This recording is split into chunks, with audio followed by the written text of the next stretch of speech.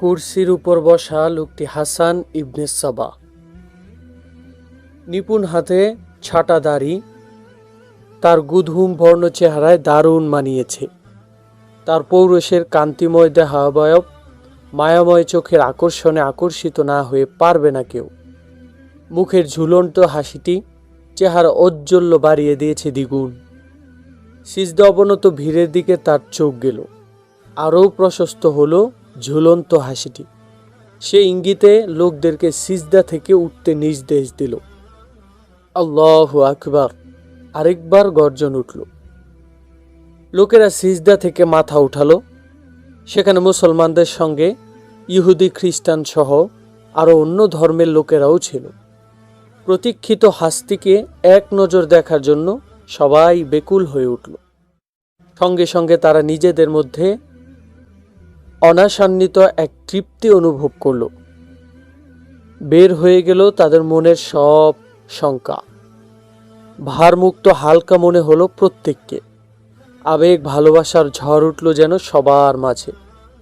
গুরুগম্ভীর কিন্তু জাদুময় কণ্ঠে হাসান বলল, আমি তোমাদেরই একজন। আমার আত্মা সেই নূর থেকে তৈরি যা তোমরা ওই পাহাড়ের উপর দেখেছ। খোদা আমাকে তার দূত হিসাবে মনোনীত করেছেন। তোমাদের জন্য খোদার পয়গাম নিয়ে এসেছি আমি। তবে পয়গাম শোনানোর সময় আসেনি এখনো। তবে এখন এতটুকু বলতে পারি, খোদার পবিত্র ইচ্ছে হলো এই জমিনে তার বান্দার হুকুমত কায়েম করা। যেমন তিনি ফেরাউনকে ধ্বংস করেছেন, মানুষের বাদশাহী খতম করতে চান।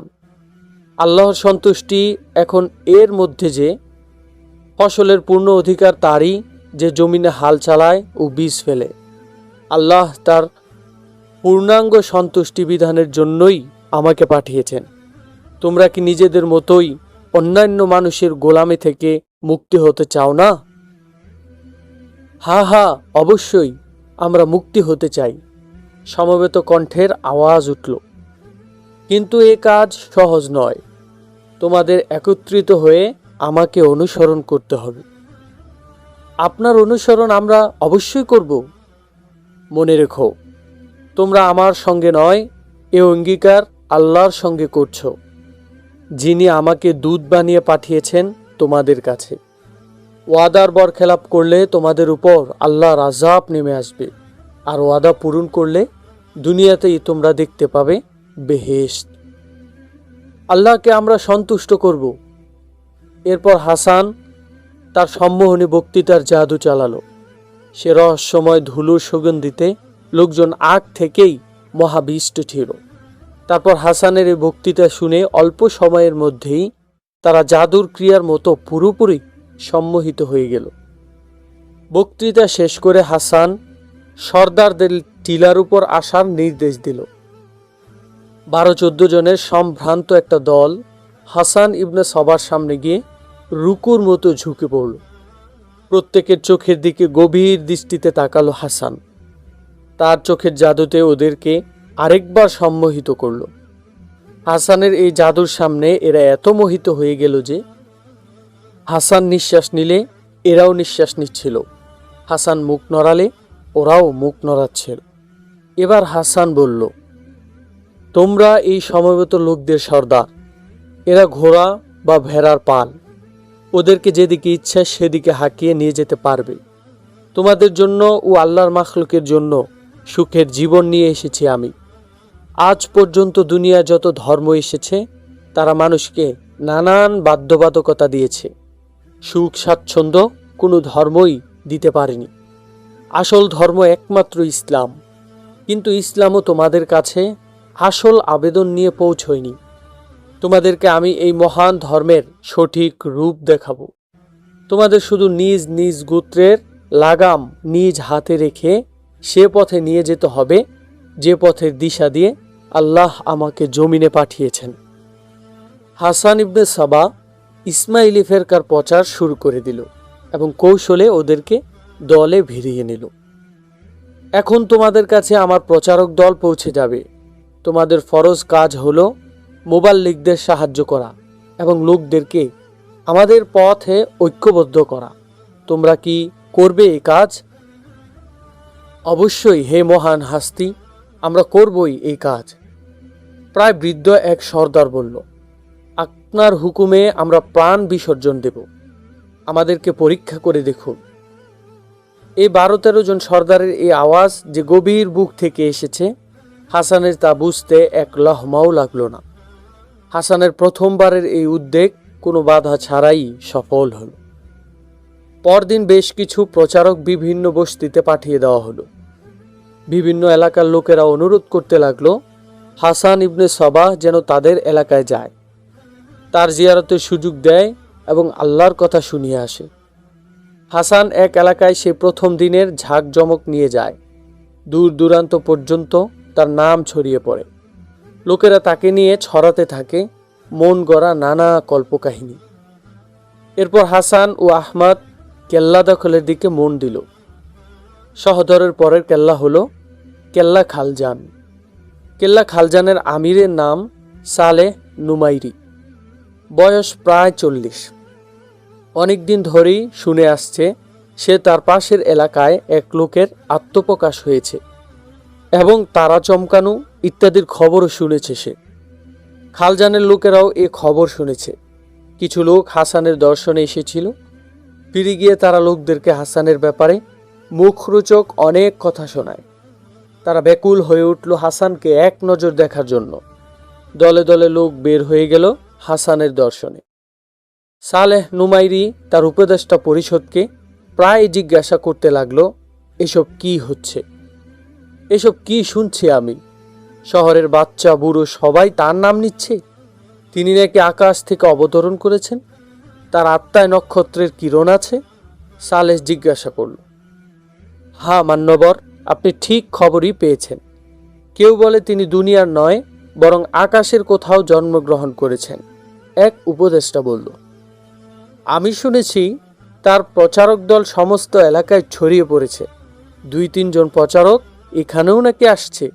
আরেকজন বলল, খেয়াল রাখো, ওই প্রচারকরা এখানে এলে সোজা আমার কাছে নিয়ে আসবে। কেউ যেন ওদেরকে তাদের ঘরে স্থান না দেয়।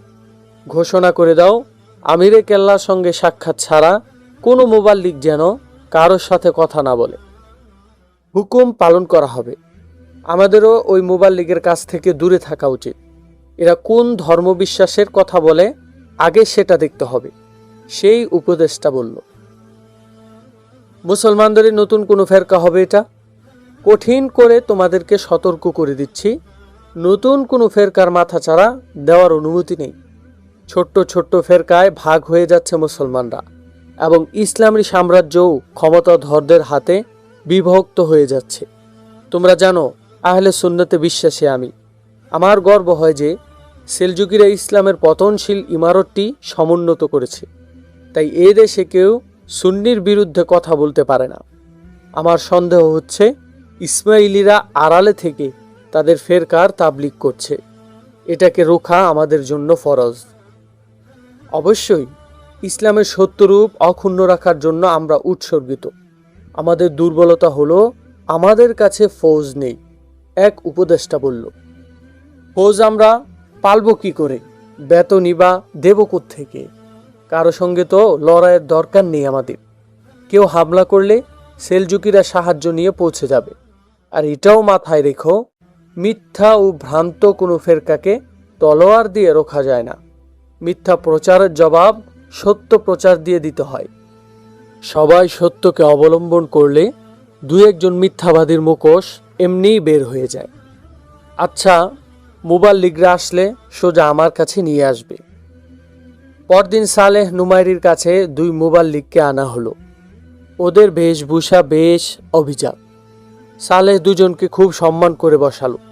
তারপর জিজ্ঞাসা করলো কার কথা প্রচার করতে এসেছে তারা। তিনি হাসান ইবনে সবাহ, ইসলামের এক ঝান্ডা। তিনি এক মুবাল্লিগ বলল, তিনি কি নবী দাবি করেছেন? না, আল্লাহর দূত হয়ে এসেছেন। প্রথমে তিনি এক তারকার মাধ্যমে তার আবির্ভাব বার্তা জানিয়েছেন। এরপর উন্মুক পাহাড়ের এক ঝাড়ের উপর এক রৌশনী হয়ে তিনি এই জমিনে অবতরণ করেছেন। তাহলে শুনে রাখো, যে এলাকায় ওই আল্লাহর দূত এসেছেন সে এলাকা আমার প্রশাসনের অন্তর্ভুক্ত নয়। কিন্তু এক আহলে সুন্নতের অনুসারী হিসাবে আল্লাহর ওই দূতকে আমি রুখার সব রকম চেষ্টা করব। এই মুহূর্তে আমার নির্দেশ হলো, যেভাবে এ শহরে ঢুকেছিলে সেভাবেই শহর থেকে বেরিয়ে যাও। কোনো নবী বা কোনো আসমানি দূত কখনো ওক ঝাড়ের উপর অবতরণ করেননি। রাসূলুল্লাহ সাল্লাল্লাহু আলাইহি ওয়াসাল্লাম পর্যন্ত নবীত্বের ধারাবাহিকতার সমাপ্ত ঘটাচ্ছে। যদি বলো ওই লোক বিশিষ্ট আলেম বুজুর্গ, তাহলে আমি এগিয়ে গিয়ে তাকে স্বাগত জানাবো। আমির কেল্লা, সামান্য সময়ের জন্য যদি একবার তার সঙ্গে আপনার সাক্ষাৎ হয়, আপনার সন্দেহ দূর হয়ে যাবে। আমরা তার পয়গামে মুগ্ধ হয়ে এসেছি এখানে। তিনিও আহলে সুন্নতের একজন লোক। তার সঙ্গে সাক্ষাৎ হলেই আপনি ধরতে পারবেন তিনি কি সঠিক পথে আছেন না বেঠিক পথে। এটাও হতে পারে আপনার মতো এত বড় জ্ঞানী মানুষ যদি তার সঙ্গে কথা বলেন, আমরাও তার আসল রূপ জানতে পারবো। হয়তো আমরাও ভুলের মধ্যে আছি। দ্বিতীয় মুবাল্লিগ বলল, তিনি কি এখানে আসবেন? সম্ভবত না। আমরা গিয়ে আপনার কথা বলে দেখি, তিনি আসবেন না আপনি যাবেন। আপনাকে সেখানে যেতে বলা হলে আপনি কি যাবেন? হ্যাঁ, আমি যাব। দুই মুবাল্লিগ চলে গেল। দুই মুবাল্লিগের কাছে সালেহ নুমাইরির কথা শুনে হাসান বলল, আমি তার কাছে যাব। সালেহ আমি কিছুটা চিনি। অতি কঠিন লোক, কট্টর আহলে সুন্নত। তাকে মানাতে কষ্টই হবে। পাশে বসা আহমদ ইবনে গুতাস বলল, গুরু আপনি কি বলছেন? আপনার কি ধারণা আমি তার কঠিন দৃঢ়তাকে ভাঙতে পারবো না? তোমাকে হতাশ করছি না। আমি বলতে চাচ্ছি সে একটি পাথর, কৌশলে যাকে ভাঙতে হবে। হ্যাঁ, আপনি ও কথা আমাকে বলে ভালো করেছেন। আমাদের ওই লোক নয়, আমাদের দরকার তার কেল্লা। আশা করছি কেল্লা খালজান ও এই শহরের পুরোটাই আপনার পকেটে ভরে দেব। কোথায় দেখা করবে ওর সঙ্গে? এখানে নয়, তার ওখানে যাব আমি। ওই ঝর্ণার ধারে ওর সঙ্গে সাক্ষাৎ করব। স্বচ্ছ জলের কয়েকটি ঝর্ণা, ঝর্ণার ধারে বেড়ে ওঠা সবুজ ঘাসের গালিচা এবং চারপাশ ঘিরে থাকা ঝিল দিয়ে এলাকাটি সাজানো। সামান্য সামান্য ব্যবধানে ছোট্ট বড় কত রকমের গাছ অলস ভঙ্গিতে সবুজের মুকুট পরে দাঁড়িয়ে আছে। চারদিক মৌমৌ করছে জঙ্গলি ফুলের নেশা ধরানো অচিন সৌরভ। এখানে এসে হাসান আহমদকে জানিয়ে তাঁবু ফেলার নির্দেশ দিল। তারপর খাবার দাবারের আয়োজন করা হলো। সে জায়গাটি খালজান থেকে 3 মাইল দূরে। অত্যন্ত ঝাঁকজমক হিসাবে হাসান সেখানে তাঁবু গড়ে। সালেহ নুমাইরির জন্য চারদিক রেশমের দেয়াল ঘেরা শাহী তাঁবুর ব্যবস্থা করা হয়। একটি টেলার উপাসে বাবুর্চিখানা বসানো হয়। হাসান আহমদ ইবনে গুতাস ছাড়াও আরও কয়েকজন নিয়ে এসেছে এখানে। এদেরকে বিভিন্ন চরিত্র অভিনয়ের রোল দেওয়া হয়। 2 জন সাজে বিশিষ্ট আলেম, 2 জন তার শিষ্য, আরও কিছু এমন লোক যারা সবসময় হাসান ইবনে সাবার সান্নিধ্যের থাকাটাকে তাদের জীবনের ব্রত হিসাবে দেখে। 3টি মেয়েও সঙ্গে রাখে হাসান। এর মধ্যে তার প্রাণপ্রিয় ফারহিও ছিল। হাসান সেই 2 মুবাল্লিগকে সালেহ নামে পয়গাম পাঠায় যে আপনাকে এরা আমার গরিব তাঁবুখানায় নিয়ে আসবে। 2-3 দিনের জন্য আমার এখানে আপনার পবিত্র পায়ে ধুলো দিয়ে যান। পরদিন সন্ধ্যায় 4 জন মুহাফিজ নিয়ে সেই 2 মুবাল্লিগের সঙ্গে হাসানের তাঁবুতে এলো। হাসান এগিয়ে গিয়ে তাকে অভ্যর্থনা জানালো। সালেহ ঝর্ণার কাছে আসতেই মেয়ে 3টি ছোট্ট ছোট্ট ঝুড়ি থেকে ফুল নিয়ে তার উপর ফুল ছিটাতে লাগলো। না না, আমি এত বড় লোক নই। নিষ্পাপ ফুল মারানোর পাপে আমাকে দোষী করো না। সালেহ হা হা করে বলল, আপনাদের ওখানে হয়তো অন্য রীতি। আমরা সম্মানিত অতিথির পথে ফুল বিছিয়েই দিই। ফারহি প্রাণঘাতী হাসি দিয়ে বলল, রীতিমতো আমাদের ওখানেও আছে। আমরা আপনাদের মতো অতিথির পথে চোখের মণি বিছিয়ে দিই। হাসান হো হো করে হেসে উঠল। সালেহ নুমাইরি মেয়েদের পাশ দিয়ে যাওয়ার সময় তার ঠোঁটে মুচকে হাসি দেখা গেল। সালেহের জন্য এমন আয়োজন করা হলো যেন সে কোনো রাজা বাদশাহ। রাতে খাওয়া দাওয়ার পর 2 জন আসল কথা এলো। আপনি কি নবী দাবি করেছেন? সালে জিজ্ঞাসা করল। না না, আমি কিছু একটা পেয়েছি নিশ্চিত, তবে সেটা নবুয়ত নয়। আমি বুঝতে পারছি না এটা কি। এটা বলতে পারি যে সাধারণ মানুষের চেয়ে আমার অবস্থাটা একটু ভিন্ন। আপনি বলুন আমি কি? আল্লাহ আমাকে কেন এই মর্যাদা দিয়েছেন? আগে বলুন, আকাশ থেকে আপনি কি করে অবতরণ করলেন, আর আপনার আত্মার মধ্যেই বা কি করে নক্ষত্রের জ্যোতি প্রবেশ করলো? লোকেরা ওই পাহাড়ের ওপারের ওক ঝাড়ে যে নক্ষত্রের চমক দেখেছে সেটা কি? আমি বলতে পারবো না কিছুই। আমিও শুনেছি এক গাছের উপর 2-3 রাত ধরে তারকা চমকাচ্ছে। ওই তারকা দেখার ভীষণ ইচ্ছা ছিল আমার, কিন্তু তারা চমকানোর সময় হতো যখন, আমি তখন বেহুশ হয়ে যেতাম। কিভাবে হতো সেটা? এর উত্তর দেওয়া মুশকিল। অচেতন অবস্থায় দেখতাম জ্যোতিময় চেহারার এক শুভ্রকেশে আমাকে তার সামনে বসিয়ে বলতেছেন, মানুষকে পথ প্রদর্শনের সৌভাগ্য তোমাকে দেওয়া হয়েছে। তিনি আমাকে শিখাতেন কি করে মানুষকে পথে আনতে হবে। একদিন এক গায়েবী শক্তি, হাসান ইবনে সাবাহ, এই বলে সালেহ ধমকে উঠল, নতুন কাহিনী শোনাও এখন। অনেক ভণ্ডনবী এই কাহিনী শুনিয়েছে। অচেতন অবস্থায় ওদেরকে খোদা দূত মনোনীত করেন। দেখো হাসান, আল্লাহ তার দূত বা নবী প্রেরণের দ্বারা গারে হেরাতেই সমাপ্ত এবং পূর্ণাঙ্গ করেছেন। হাসান তর্কে গেল না। সে এমন করে কথা বলে গেল যেন সে কিং কর্তব্য বিমূঢ়। আমি যদি ভুল পথে থাকি, সঠিক পথের দিশা দিন আমাকে। আমার এখানে কয়েকদিন থাকুন আপনি। নিজের ব্যাপারে এতটুকু বলতে পারি, কিছু জাদুবিদ্যা জানা আছে আমার। মাটির নিচের অনেক গোপন রহস্য বলে দিতে পারি। অন্যরকম কিছু একটা টের পাই আমি আমার মধ্যে। আহমাদ ইবনে গুতাস আমার পীর। তিনি এক গোপন বিদ্যা আমাকে শিখিয়েছেন। শহদরের আমির আহমদ ইবনে গুতাস? হ্যাঁ, তিনি। হ্যাঁ, আমি আগেও শুনেছি তিনি জাদুর জ্ঞান রাখেন, ভবিষ্যতের পর্দাও সরাতে পারেন। তুমি কি তার কাছ থেকে কিছু শিখেছ? অনেক কিছুই শিখেছি। নক্ষত্রের প্রত্যাবর্তন বুঝতে পারি, তার হাতের রেখা পড়া ইত্যাদি তো মামুলি ব্যাপার। সালে কিছু না বলে তার হাত এগিয়ে দিল। তোমার পরীক্ষা, সালে বলল। কথার মোড় যে হাসান ঘুরিয়ে দিয়েছে সেটা ধরতেও পারল না সালে। হাসান সালের হাত তার ডান হাতে নিয়ে মাথা নিচু করে গভীর চোখে রেখা পড়তে লাগলো। হঠাৎ সে এমন তীব্র বেগে তার মাথা উঠিয়ে ফেলল যেন সালের হাত থেকে সাপ তেড়ে আসছে। চেহারায় চরম দুশ্চিন্তার ভাব ফুটিয়ে সালের দিকে তাকালো। কি দেখা গেছে? সালে জিজ্ঞাসা করল। হাসান কিছু না বলে কাগজ কলম চেয়ে নিয়ে এর মধ্যে একটা বৃত্ত আঁকল। তারপর বৃত্তর ভেতর সোজা, বাঁকা এবং তেরছা করে কিছু রেখা টানল। অনেকক্ষণ ধরে সেটার দিকে তাকিয়ে থাকে বলল, প্রায় 4 দিন থাকতে হবে এখানে। এখনো স্পষ্ট হচ্ছে না ব্যাপারটা। ভালো না মন্দ ব্যাপার সেটা বলো। ভালোও হতে পারে, মন্দও তো হতে পারে। যাই হোক, মামুলি কিছু হবে না। রাজকীয় হতে পারে, সাধারণও হতে পারে।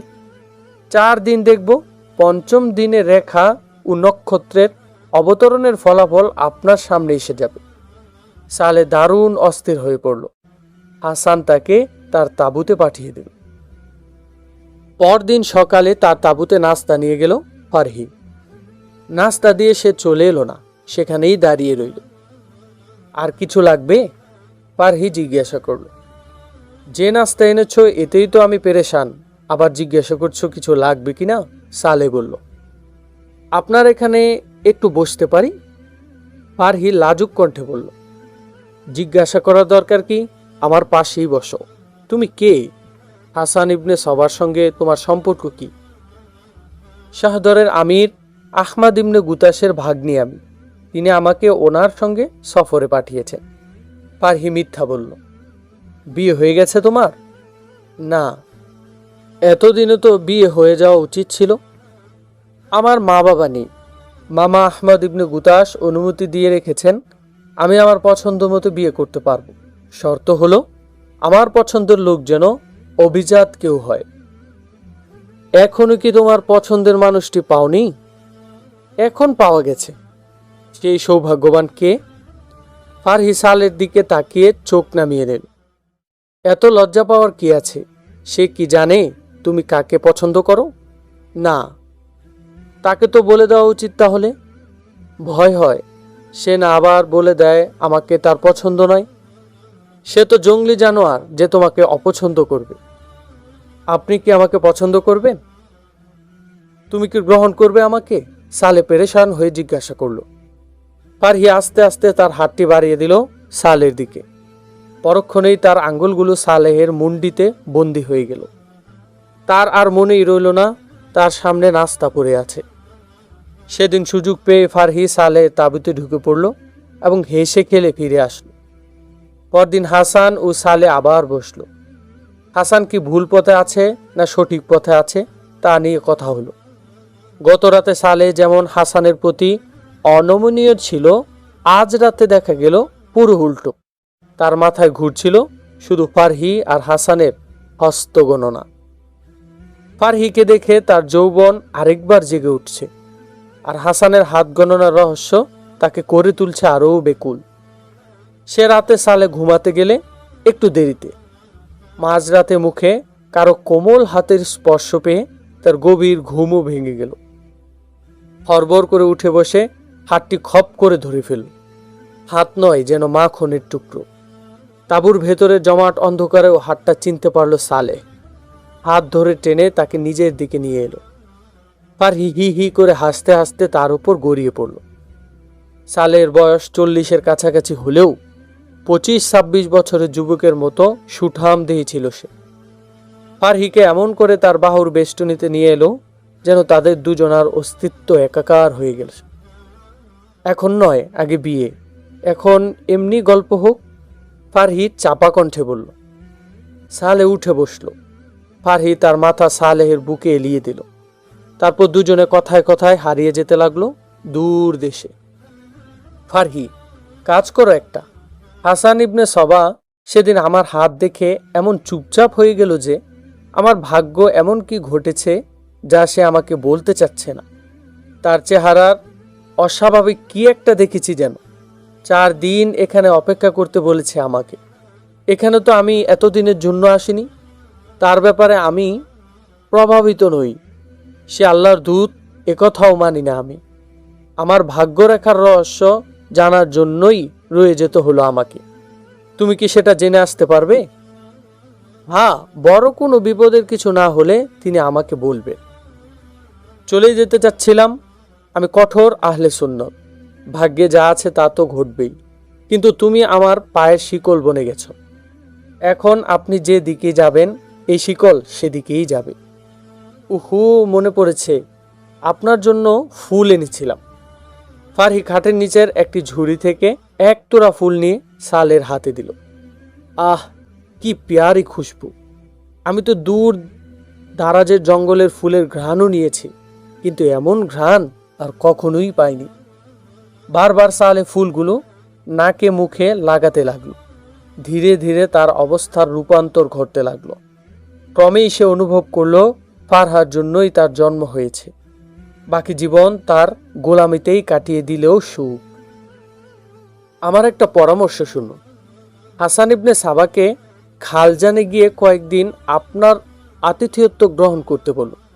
এতে আপনি আপনার হস্তগণনার রহস্য জানতে পারবেন। হাসান ইবনে সাবাও আমাকে তার সঙ্গে নিয়ে যাবেন। আমি খালজান গেলে ওখানে তখন বলতে পারবো আমি আর ফিরে যাব না। বাকি জীবন আপনার সঙ্গেই কাটিয়ে দেব। আমি তাই করছি। তাকে আমি খালজানের দাওয়াত দিয়ে বলবো, যেভাবেই হোক আমাকে বোঝাও তুমি আল্লাহর সম্মানিত দূত। তখন তোমাকে শুধু মেনেই নেব না, তোমার ফেরকার এমন প্রচার চালাবো যে তুমি হয়রান হয়ে যাবে। অনেকক্ষণ পর ফারহি তার তাঁবু থেকে বের হলো। সালেহ নুমাইরি বাকি রাত ছটফট করেই শেষ করে দিল। হাসান ইবনে সাবা খালজান যাওয়ার নিমন্ত্রণ গ্রহণ করল। একদিন পর কাফেলা খালজানের দিকে রওনা দিল। হাসান তার সঙ্গে আনা মেয়ে 3 জনের সঙ্গে ফারহাকে রেখে বাকি 2 জনকে সহদর পাঠিয়ে দিল। অন্যান্য খিমাটিমাও পাঠিয়ে দিল। রাখলো শুধু অল্প কয়েকজন লোক। সালেহের বাড়িটি বিশাল এক আমিরানা মহল। হাসান ও ফারহিকে পৃথক পৃথক সজ্জিত দুইটি কামরায় নিয়ে যাওয়া হল। ফারহির কামরাটি সালেহের কামরার একেবারে পাশেই রাখা হল। মাঝরাতে ফারহি সালেহের কামরায় গিয়ে উপস্থিত হলো। সালেহ জানতো ফারহি আজ আসবে, এজন্য তার দুই স্ত্রীর একজনকেও তার সঙ্গে রাখেনি। তার স্ত্রীরাও সেটা হাসি মুখে মেনে নেয়। সেখানকার প্রচলনই ছিল এমন, বড় বড় আমিররা 4 বিয়ে করত, আর সালেহ তো ছিল মাত্র 2 বিয়ে। পাওয়া গেছে খুবই গোপন কথা, ফারহি বলল। বহু কষ্টে হাসান ইবনে সাবা বলেছেন, আপনার ভাগ্যে একটি গুপ্ত ধন লেখা আছে। তাহলে এটা সে আমার কাছে গোপন করলো কেন? তিনি বলেছেন, গুপ্ত ধনটি এমন জায়গায় যেখানে পৌঁছতে হলে প্রাণও বাজি রাখতে হবে। রাস্তা বড় ভয়ঙ্কর বিপদসংকুল। গুপ্ত ধনটিকে ঘিরে ভয়াবহ সব বিপদ উত পেতে আছে। সাপ, বিচ্ছু, মাংসাশী প্রাণী কি নেই সেখানে। গুপ্তধন সেটা কত বড়, কি আছে তাতে? এসব কি সে বলেনি? বিস্তারিত বলেননি তিনি, শুধু বলেছেন সেই গুপ্তধন দিয়ে এরকম 10টা খালজান শহর কেনা যাবে। তারপরও এত রয়ে যাবে যে কয়েক পুরুষও তা শেষ করতে পারবে না। হাসানও তো সেই গুপ্তধন হাতিয়ে নিতে পারে। তার কাছে জাদু আর জ্যোতিষী বিদ্যার শক্তি আছে। না জনাব, দুনিয়ার ধন সম্পদ আর এসব গুপ্তধনের প্রতি তার কোনো আগ্রহ নেই। যখনই তার কাছে যাবেন তাকে আপনি ইবাদতে রত দেখবেন। খোদার সন্তুষ্টির প্রতি তার সব ধ্যান মন। তাহলে সে তোমাকে ওর সঙ্গে রাখছে কেন? আপনি যেমন ভাবছেন তার সঙ্গে আমার সম্পর্ক তেমনটা নয়। আমার প্রতি তার তীব্র মমতা আছে, এটা আমি স্বীকার করি না। কিন্তু এই মমতা আর ভালোবাসা একেবারেই ভিন্ন। তিনি আমাকে তার কাছে বসিয়ে আমার চুলে আঙ্গুল দিয়ে বিলি কাটেন আর বলেন, তোমার এই কমল রেশম চুল আমার ভালোও লাগে, শুদ্ধতাও পাই এখানে। তিনি কয়েকবারই বলেছেন, আমি তোমাকে একটা পবিত্র ফুল মনে করি। ফুল থেকে সৌরভ নেওয়া হয়, তাকে অপবিত্র করা হয় না। তার মনে আমার জন্য যে স্নেহ মিশ্রিত ভালোবাসা রয়েছে তা কেবল আবে কাউসারের সঙ্গেই তুলনীয়। আপনি মনে কোনো সন্দেহ রাখবেন না। আমি মনে কোনো সন্দেহ রাখবো না ফারহি। তুমি ওকে বলো গুপ্তধনের জায়গা ও সেখানে পৌঁছার পথ বলে দিতে। এত বর্ষা ও তলোয়ারধারী সঙ্গে করে আমি নিয়ে যাব যে হাজার হাজার সাপ বিচ্ছুও খতম করে দিতে পারবো। ভেবে দেখো ফারহি, ওই গুপ্তধন পেয়ে গেলে আমাদের জীবন দেখো কেমন রাজকীয় হয়ে উঠবে। ওই গুপ্তধনের প্রতি আপনার মতোই আমার আগ্রহ। আমি তাকে জিজ্ঞাসা না করে ছাড়ব না। ফারহি সালের কামরা থেকে বের হয়ে যাচ্ছিল। সালে পিছু ডেকে বলল, ওই রাতে তুমি আমার তাঁবুতে যে ফুল নিয়ে এসেছিলে সেটা কি এখানে পাওয়া যাবে? সে ফুল পাওয়া না গেলেও এর থেকে তৈরি সুগন্ধি আছে, সামান্য তুলায় লাগিয়ে নিয়ে আসব। তবে চুরি করে আনতে হবে। হাসান ইবনে সবার কাছেও আছে এই সুগন্ধি, তিনি এটা লুকিয়ে রাখে। সেদিন ঘটনাক্রমে তার কাছে ওই ফুল পেয়ে নিয়ে এসেছিলাম। সালে পরদিন রাতে ওই সুগন্ধি নিয়ে হাসানের সঙ্গে খেতে বসল। সেটা লাগানোর পর থেকেই তার ইচ্ছে হচ্ছে হেসে খেয়ে জীবনটা ভোগ করতে। রাতের খাওয়ার পর হাসানকে সালে বলল, ফারহিকে যে ডাকলেন না, শত হলেও সে তো এক আমিরের ভাগ্নি। হ্যাঁ, তাকে ডাকা উচিত ছিল, হাসান বলল। একটু পর ফারহি এলো। হাসানকে অনুনয় করে বলল, আমার একটা কথা রাখুন। আমিরে খালজান অত্যন্ত পেরেশান। আপনি তার হাত দেখে নক্ষত্র গণনা করেছেন, কিন্তু ওনাকে বললেন না কিছুই। হ্যাঁ হাসান, এর চেয়ে ভালো ছিল আমার হাত না দেখলে। আশঙ্কাজনক কিছু হলে তাও তো আমাকে জানানো উচিত। আপনার নীরবতা আমাকে বেশ কষ্ট দিচ্ছে। সালে এবার হাসানকে তুমির বদলে আপনি করে বলল। বলে দিন না, বলে দিন, ফারহি বাচ্চাদের গলায় বলল। হাসান চোখ বন্ধ করে মাথা নুয়ে কিছুক্ষণ নীরব থাকলো। একটু পর মাথা উঁচিয়ে সালের দিকে তাকালো, অতি গম্ভীর গলায় বলল, আপনার হাতের রেখায় একটা গুপ্তধন ঘুরছে, কিন্তু সেখানে আপনি যেতে পারবেন না। প্রাণের আশঙ্কা তো আছেই, আরো অনেক ধরনের বিপদ আছে। আর যদি দৈবক্রমে আপনি সেটা তুলে আনতে পারেনও, এর একটা অংশ আলাদা করতে হবে আপনাকে। আপনি যতটুকু চাইবেন আমি দেব। কথা সেটা নয়, আমার কিছু লাগবে না, এজন্যই আপনাকে এর কথা জানাচ্ছিলাম না। এটা আমার বিদ্যা ও তার প্রয়োগের শর্ত, যা আপনাকে পালন করতে হবে। আর না হয় এমন পরিণাম হবে, আপনার বললে তা কল্পনা করতে গিয়েও কাঁপুনি ছুটে যাবে। এর থেকে কিছু নিতে চাইলে ফারহি নিতে পারে, আপনার কোনো নিকট আত্মীয় নিতে পারে। হ্যাঁ, যে বিদ্যার মাধ্যমেই গুপ্তধনের কথা জেনেছি, সে বিদ্যার মাধ্যমেই এখন আপনার বড় কোনো ক্ষতি ছাড়া গুপ্তধন যাতে আপনার হাতে এসে তার চেষ্টাও আমি করতে পারি। আমি নির্দেশ পেয়েছি, আপনার অনুপস্থিতিতে যে পর্যন্ত এই কেল্লার কোনো আমির আপনার স্থলে না নিযুক্ত করবেন, সে পর্যন্ত আপনি গুপ্তধন পর্যন্ত পৌঁছতে পারবেন না। হাসান, আপনার যা বলার বলুন, আমি সব মানব, শুধু আমার গুপ্তধন চাই। তাহলে আপনাকে আমার প্রতিটি কথা মানতে হবে। সেখানে আপনিই যাবেন, যাওয়ার সব ব্যবস্থাও আপনিই করবেন। গুপ্তধন পেয়ে 1/4 তাকে দিতে হবে, যে আপনার স্থলে এখানে আমির হিসাবে দায়িত্ব পালন করবেন। কেল্লার আমির তো আমার কোনো আত্মীয়ই হবে না। আমি এটাও আমার বিদ্যার আলোকেই দেখেছি। এই শহরের প্রতিটি লোকের প্রতিটি ঘরের দায়িত্ব এবং এই কেল্লার দায়িত্ব আমাকে সোপর্দ করা হয়েছিল। আমি তো তা গ্রহণ করতে পারি না। আমাকে এরপর হুকুম দেওয়া হয়েছে, কেল্লার স্থলাভিষিক্ত আমি যেন নিযুক্ত করি। কেল্লার আমির কে হবে আমি ফায়সালা করে ফেলেছি। অনেক ভাবনা চিন্তা করেই ফায়সালা করেছি। আমি ফায়সালা করেছি, শহরের আমির আহমাদ ইবনে গুতাস আপনার স্থলাভিষিক্ত হবেন। আপনি ফিরে এলে গুপ্তধনের 1/4 তাকে আপনি দিয়ে দিবেন, আর তিনি আপনাকে দায়িত্ব বুঝিয়ে দিয়ে শহরে চলে যাবেন। আমি রাজি। কোনো চিন্তা ছাড়াই সালে যেন কথাটা মেনে নিল। তাকে আপনার হাতে লেখা চিঠি দিতে হবে। এই চিঠি লিখলেই আপনাকে গুপ্তধনের সন্ধান দেওয়া হবে। এটা একটা চুক্তি আকারে হবে, যার উপর আপনার দস্তখত ও সিল থাকবে। আহমাদ ইবনে গুতাসের স্থলে আমি দস্তখত করব, আর সাক্ষী হিসাবে এখানকার মসজিদের 2 ইমাম ও শহরের কাজীর দস্তখতও লাগবে। আপনি জীবিত না ফিরলে খালজানের আমির আহমাদ ইবনে গুতাসি হবেন। তিনি যাকে ইচ্ছা এই শহর তাকে বুঝিয়ে দিতে হবে। তিনি কাউকে না দিলে কেউ তার কাছ থেকে এই শহর নিতে পারবে না। মৃত্যুর আশঙ্কা কি নিশ্চিত? মৃত্যুর আশঙ্কা নিশ্চিত, তবে মৃত্যু নিশ্চিত নয়। জীবিত ফিরে আসাও সমান সম্ভাবনা রয়েছে। আপনার ব্যবস্থা যত শক্ত হবে, মৃত্যুর আশঙ্কাও তত কমবে। সালে একদিকে হাসানের আল্লাহর দূত হওয়ার বিষয়টা মেনে নিতে পারছিল না, অন্যদিকে তার মানসিক দৃঢ়তা এমন হালকা হয়ে গিয়েছিল, হাসান যা বলতো সে তাই মেনে নিত। গুপ্তধন সত্যিই আছে কিনা সেটাও ভেবে দেখার ধৈর্য তার ছিল না।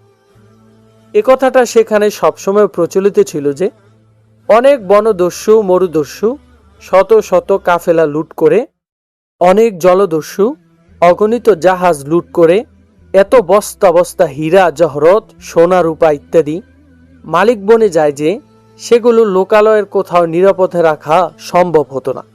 তাই তারা দুর্গম কোনো জায়গায় গিয়ে সেগুলো পুঁতে ফেলে। অনেক দস্যু সেগুলো পরে উদ্ধার করার সুযোগ পেয়ে নিয়ে আসে, আর অধিকাংশই তাদের পুঁতে রাখা ধনভাণ্ডার উদ্ধারের সুযোগ পায় না, সেগুলো এমনিতেই পড়ে থাকে। অনেক রাজা বাদশাহ এভাবে অনেক শহর দেশ জয় করে সেখানকার রাজ ধনভাণ্ডার লুট করে নিয়ে আসে, কিন্তু নিজ রাজ্যে এত সম্পদ নিরাপদে রাখা যাবে না ভেবে দূর দূরান্তের কোনো দুর্গম জঙ্গলে পুঁতে রেখে গেছে। তাদের জীবনদশায় তারা আর সেসব সম্পদ উদ্ধারের সুযোগ পায়নি, বা তাদের প্রয়োজনও হয়নি এসবের। এগুলিই পরে রূপকথা হয় 7 রাজার ধন নামে। এই সব নিয়ে মানুষের মধ্যে এই বিশ্বাসও প্রচলিত আছে যে যে কোনো গুপ্তধনের খোঁজ একমাত্র দিতে পারে কোনো জ্যোতিষী বা গুপ্ত জ্ঞানের অধিকারী পণ্ডিত ঋষিরা। এটাও কথিত আছে এগুলো আনতে গিয়ে প্রায় কেউ জীবিত ফিরতে পারে না, কারণ এসব গুপ্তধনের পাহারা দেয় বড় বড় বিষধর সাপ আর রাগী জিনেরা। কিন্তু এরপরও এমন কাহিনীও জনশ্রুতিতে আছে, অমুকে এক গুপ্তধনের কিছু অংশ পেয়ে রাজা বনে গেছে।